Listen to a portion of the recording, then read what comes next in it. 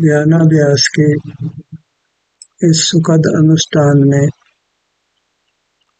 आपका हृदय से स्वागत है, अभिनंदन है, अभिवादन है। ध्यानाभ्यास के लिए कृपया अपने नेत्रों को बंद कर लीजिए।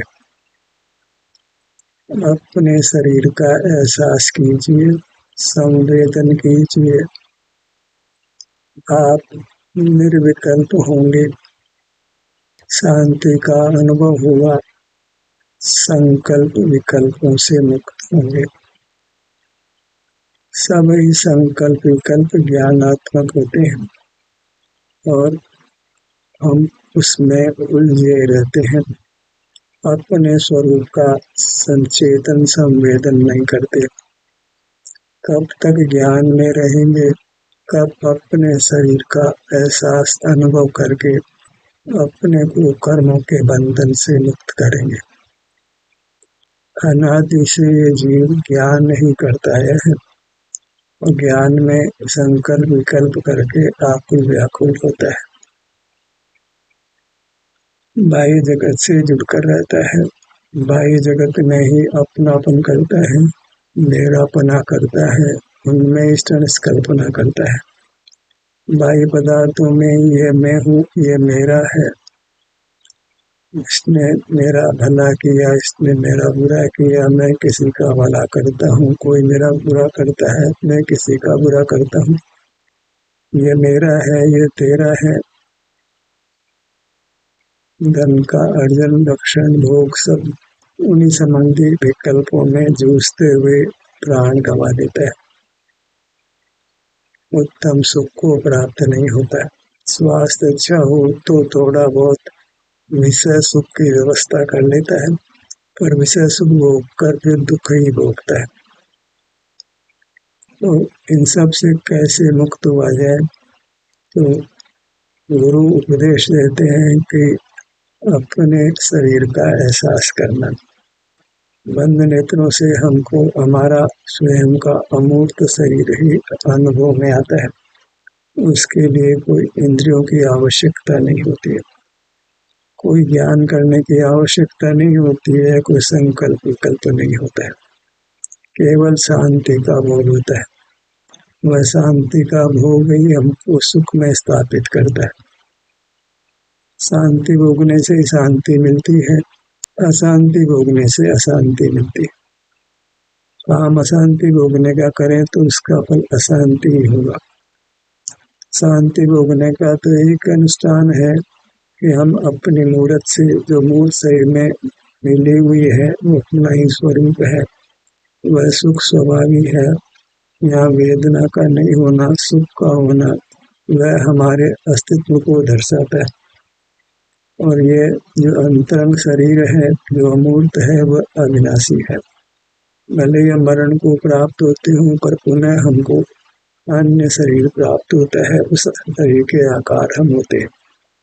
हमारा अस्तित्व तो बना ही रहता है, पर साथ में इंद्रियां मिली है, मन मिला है, तो ज्ञान करते हैं, संकल्प विकल्प करते हुए बहिर्मुख रहते हैं। अपने स्वरूप का जो कि सिर से पैरों तक विस्तार को प्राप्त है, जो सुखमयी है, स्वभाव से निरोगता को उत्पन्न करता है, हम उसकी निरोगता का, उसके स्वास्थ्य का अनुभव नहीं करते। और फिर बीमारी आती है तो फिर दवाओं के, डॉक्टरों के चक्कर लगाते लगाते मर ही जाते हैं। निरोग रहने का एक ही उपाय है कि हम संकल्प विकल्पों का त्याग करें। किस विधि से करें? कि नेत्र बंद कर अपनी मूर्त का आश्रय करें। जो अपनी मूर्त है वह अमूर्त है, वह सिद्ध भगवंतों जैसी है। हम स्वभाव से अमूर्त ही हैं, मूर्त से मिल गए हैं, ये अलग बात है। मूल स्वरूप हमारा अमूर्त है और सुखमय है। मूर्त पदार्थों को सुख का अनुभव नहीं होता है, हमको सुख का अनुभव होता है क्योंकि हम सुख की मूर्ति हैं, सुख स्वभाव ही। ऐसा निर्धार हमको होता भी है जब अपनी ओर आते हैं, अपने सिर से पैरों की ओर आते हैं, बिना ही नेत्रों के, तो हमें शांति का अनुभव होता है। उसी शांति का अनुभव करने से शांति में वृद्धि होगी और पूर्णता की प्राप्ति होगी। मूर्त के बंधन से मुक्त होकर हम बंधन रहित होंगे, बंधन से मुक्त होंगे, पूर्ण सुख की स्थिति को प्राप्त करेंगे। तो एहसास करना प्रारंभ करिए, अपने मुखमंडल पर आइए। एहसास करना माने जो भी सुख दुख की स्थिति है उसका केवल अनुभव कर लेना। वह अपनी अवस्था है, अपनी अवस्था का भोग वह निर्दोष होता है। पर के लक्ष्य से पर की अवस्था को भोगने का प्रयत्न करते हैं वह आपराधिक है, सदोष है। इसमें इंद्रिय आदि की पराधीनता होती है, पर पदार्थ को लक्ष्य करते हैं उसकी पराधीनता होती है। अपनी मूर्त के अनुभव में हम स्वाधीन रहते हैं। फिर भले ही सुख की कैसी भी दशा हो, दशा तो बिगड़ती है बाहर रहने से, संकल्प विकल्प करने से, तनाव में रहने से स्वास्थ्य बिगड़ जाता है।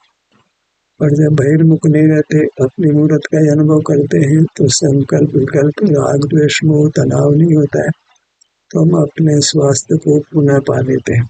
और जब स्वास्थ्य अच्छा है तो हम सुख का अनुभव करते हैं। परमात्मा ने भी केवल स्वास्थ्य को ही पाया, उनके पास कोई धन परिचय नहीं है, उनके अमूर्त शरीर वह स्वस्थ है, निरोग है, उनको उस कारण से सुख का अनुभव होता है। सिर के भाग को लक्ष्य में लीजिए।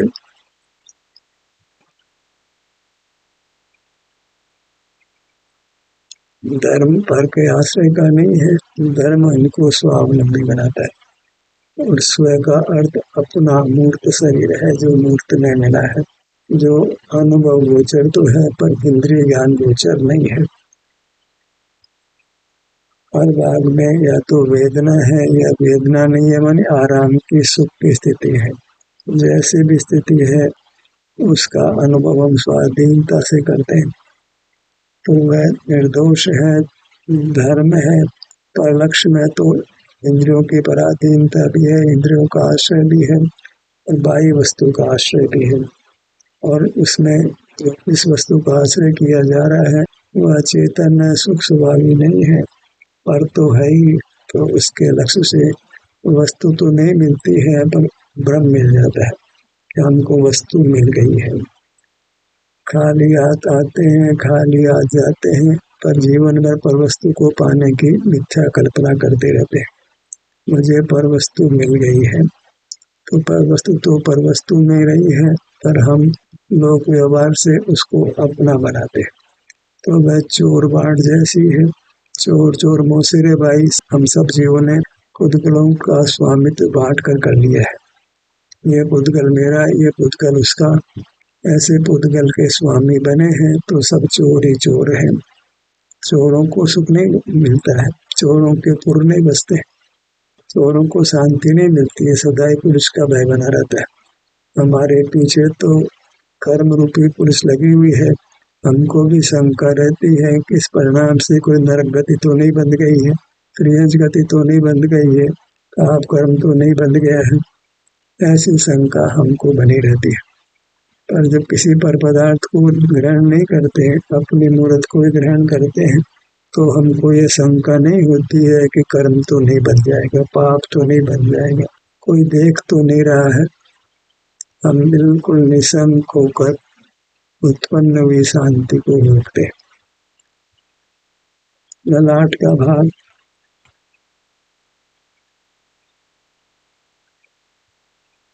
हमें अपने अंगों पर आना है, ठहरने का प्रयास करना है, उत्पन्न हुई शांति को पहचानना है, उस शांति को भोगना है। तो शांति को हम खो देते हैं और वह शांति पल्लवित होती है, फलती है, बढ़ती है और पूर्ण होती है। उसमें कोई धन का सहारा नहीं है, लौकिक ज्ञान का भी कोई सहारा नहीं है।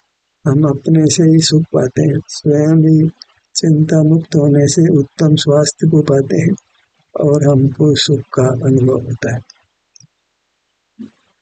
दोनों भावों के मध्य छोटे से भाग पर आने का प्रयास करिए।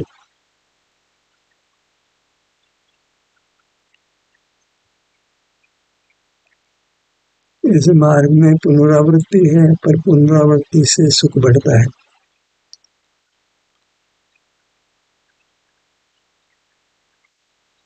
करत करत अभ्यास से जड़मति होत सुजान। इस प्रकार बारंबार ध्यान का अभ्यास करते हैं तो हम दुखी रहे हों, ना समझ भी रहे हों, पर हमको समीचीन ज्ञान हो जाता है, वीतराग अतीन्द्रिय सुख भी प्राप्त हो जाता है, उत्तम स्वास्थ्य भी मिल जाता है।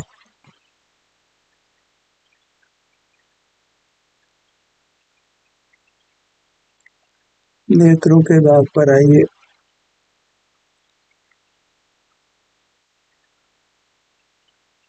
काम एकदम सुगम है पर फल महान है।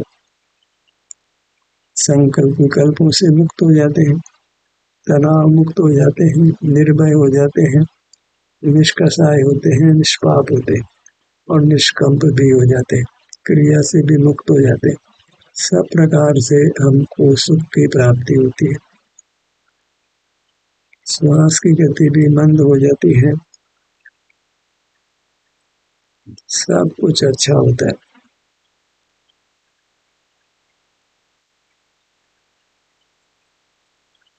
बायां नेत्र, दायां नेत्र तनाव मुक्त होते हैं तो ये शरीर अपने आप को स्वयं स्वस्थ बनाता है। अनेकों बार हम बीमार हुए हैं और अपने आप स्वस्थ भी हो गए हैं, कारण कि स्वस्थ रहना हमारा स्वभाव है, सुखी रहना हमारा स्वभाव है। बस सुख को बाहर पर जड़ पदार्थों में नहीं ढूंढे तो सुख को पा लेते।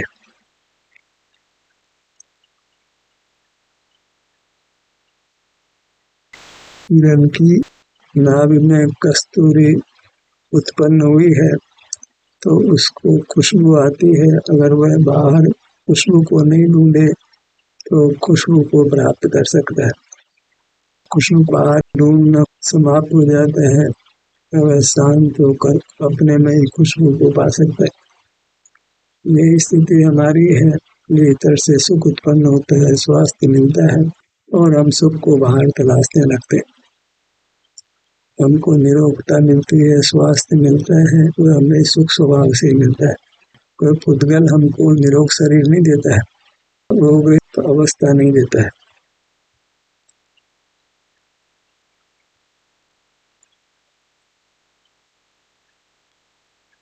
परमात्मा को उद्गल शरीर नहीं है, उनको स्वभाव से ही अपने अमूर्त शरीर में सुख का निरोगता का अनुभव होता है। हमको भी निरोगता मिलती है, वह अपने सुख स्वभाव से ही मिलती है।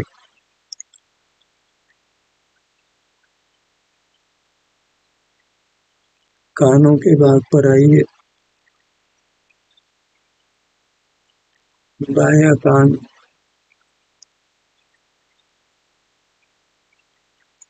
दायां कान, ये धर्म का अनुष्ठान अत्यंत सुगम है, कहीं जाना नहीं होता है, किसी की सेवा उपासना नहीं करनी पड़ती है, कोई शास्त्र भी नहीं पढ़ना सुनना पड़ता है। अपने पास आइए, सुखी हो जाइए।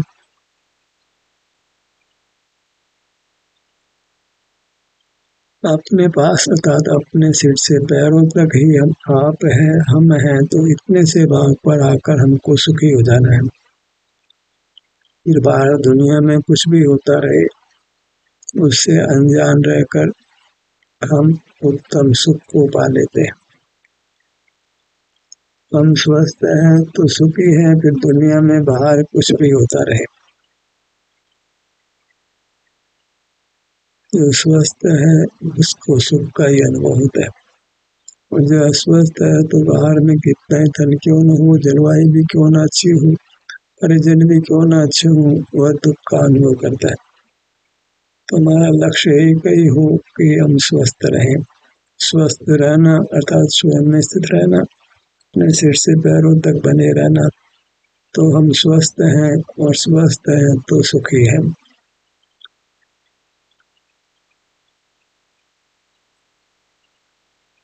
बायां कान,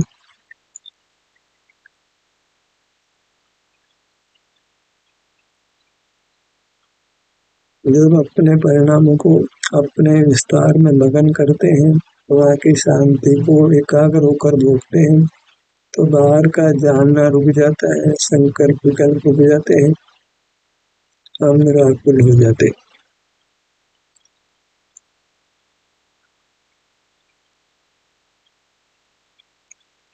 दायां कान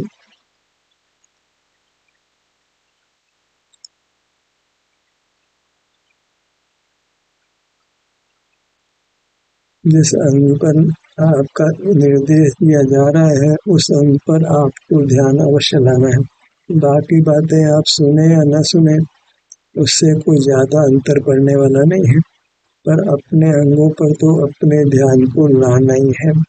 इसके बिना कोई मोक्ष मार्ग नहीं बनता।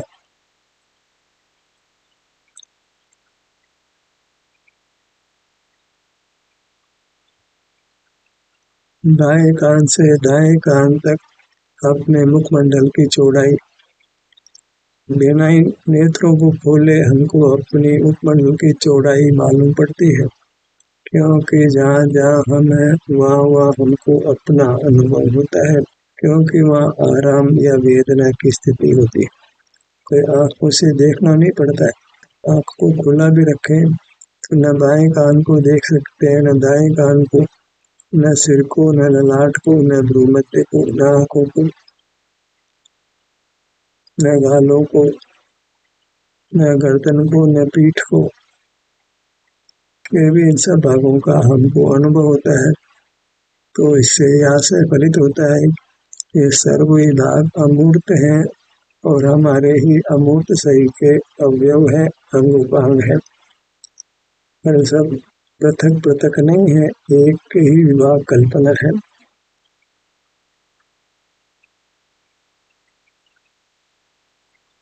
जैसे बाएं कान के पुद्गल अलग हैं, दाएं कान के पुद्गल अलग हैं, ऐसे बाएं कान में दूसरा जीव हो, दाएं कान में दूसरा जीव हो, ऐसा नहीं है।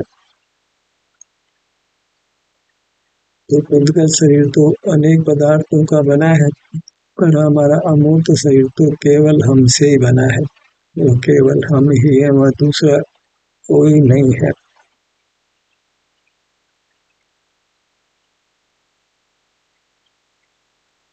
पूरा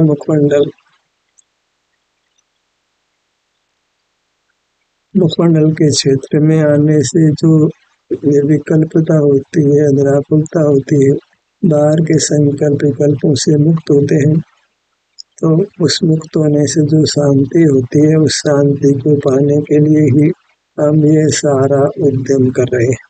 और वह शांति अकेली नहीं होती है, उस शांति से बद्ध कर्मों की निर्जरा होती है, हम उत्तम स्वास्थ्य पाते हैं, जिससे हमारा भावी जीवन अच्छा बनता है। हम अपना कैरियर बनाते हैं, भविष्य सुखद बनाते हैं और दीर्घकालीन भविष्य सुखद होता है। ये पुरुषार्थ हमारा दीर्घ काल तक आने वाले कर्मों को नष्ट कर देता है। वर्षों से संचित कर्मों को यह क्षण मात्र में, मन अति अल्प काल में नष्ट कर देता है। जैसे बहुत समय से इकट्ठी की हुई कपास की गांठों को अग्नि दिखाने पर शीघ्र ही सारी कपास जलकर भस्म हो जाती है। ऐसे ही ध्यानाग्नि की अद्भुत सामर्थ्य है, जिससे अनेकों वर्षों से संचित कर्म अल्पकाल में भस्म हो जाते हैं, अर्थात नष्ट हो जाते हैं, हमारे बंधन को छोड़ देते हैं।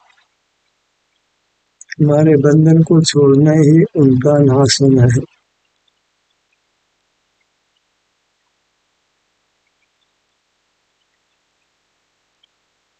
गर्दन के भाग पर आइए।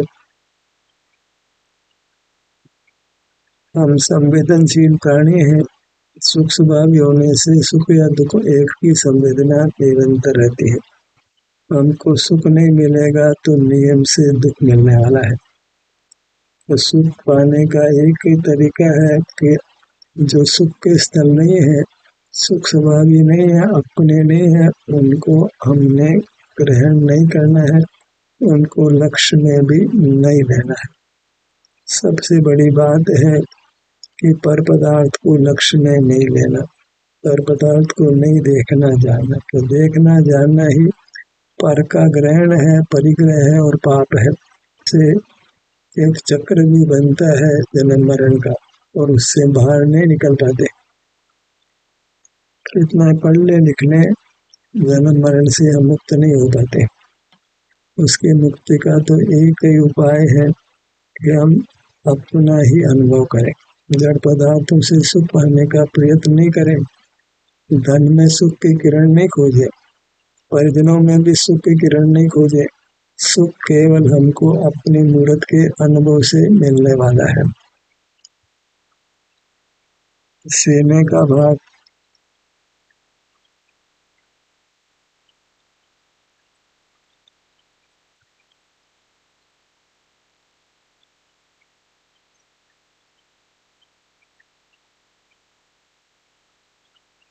ये हमारा अमूर्त सहित हमको बुलाता है, बिना बोले ही उसका बोल है कि आओ मेरा एहसास करो और सुख से रहो।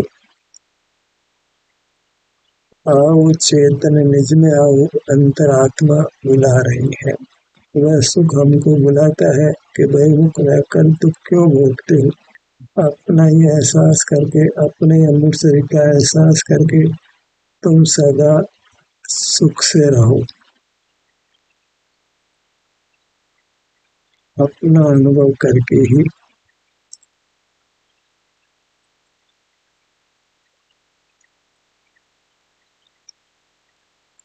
हृदय स्थान पर आइए।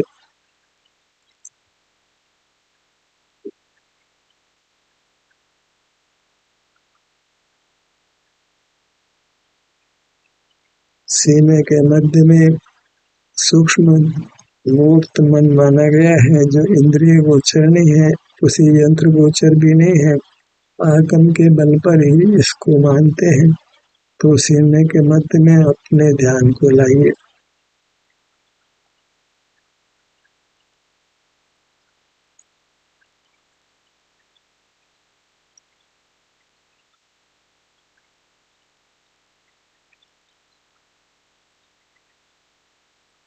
पेट के भाग पर आइए।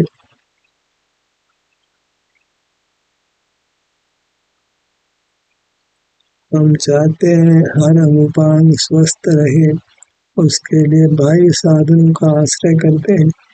पराधीनता से सुखी होना चाहते हैं, तो पराधीनता से हम वास्तव में उत्तम स्वास्थ्य सुख को नहीं पा सकते। उसका एक ही तरीका है कि बाहर से ध्यान हटाकर जैसा भी स्वस्थ हमारा शरीर है उसी का अनुभव करते रहें, अथवा जो भी सुख दुख की स्थिति है उसका समभाव से अनुभव करते रहें। इस प्रकार इंद्रिय जय कर जिनेन्द्र परमात्मा बने। पीठ का भाग,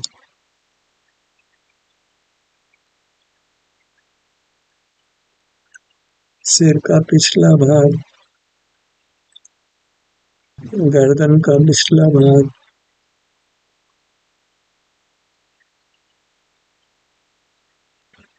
बायां कंधा,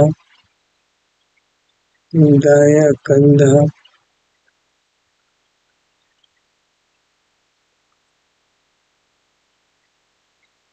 पूरा पीठ का भाग,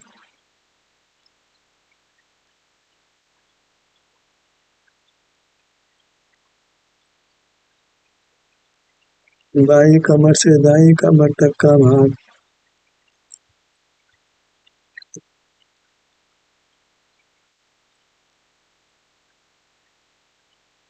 दाई भुजा पर आइए।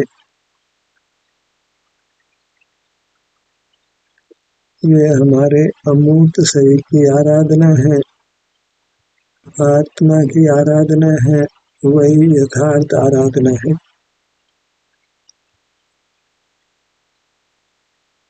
इसमें पर की किंचित भी आराधना नहीं है। पर की आराधना से पर ने हमको सुख नहीं देना है, अपनी आराधना से अपनी मूर्त ने ही हमको सुख देना है।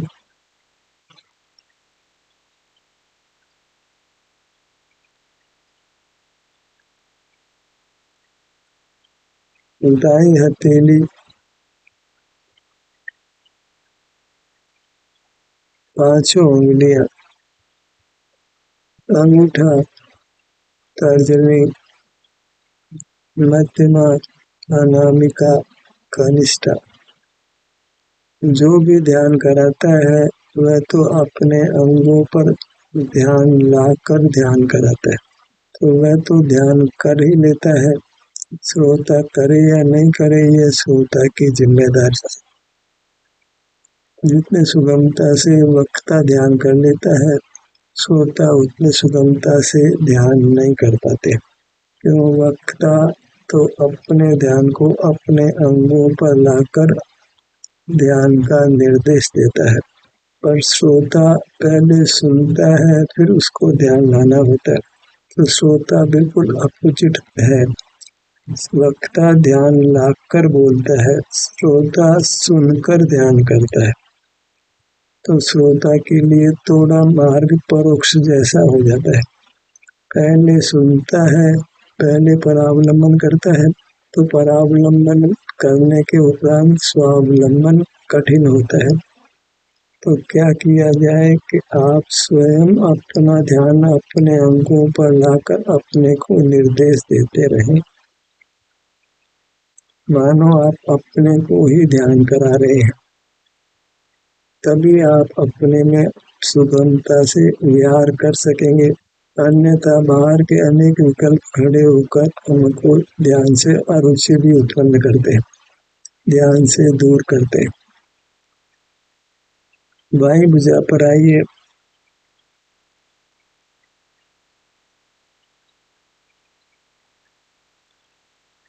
बाई हथेली, पांचों उंगलियां,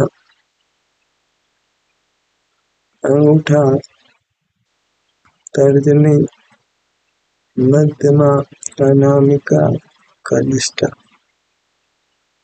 वक्ता से अधिक पुरुषार्थ श्रोता ने करना है।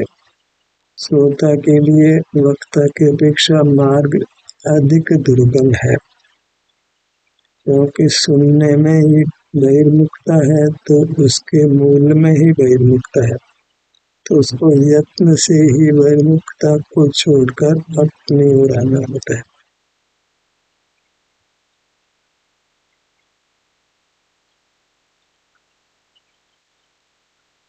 दायां पैर,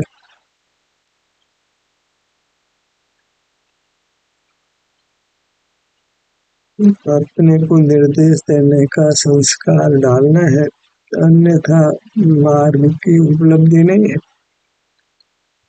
हम संकल्प करें अपने मूर्त का अनुभव करने की, अपने मूर्त में विहार करने की, तो संकल्प के अनुसार स्वतः ही वैसी प्रवृत्ति होने लगेगी। संकल्प विकल्प तो करना है, पर ध्यान का करना है। ये मूर्त मेरी है, ये संकल्प है, इसका मैं अनुभव करूंगा, ये विकल्प है।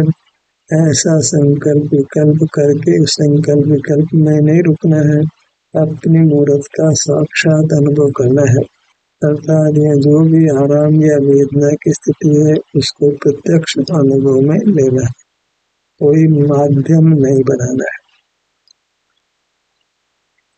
ध्यान का सत्र यही समाप्त होता है। आपकी सहभागिता के लिए धन्यवाद।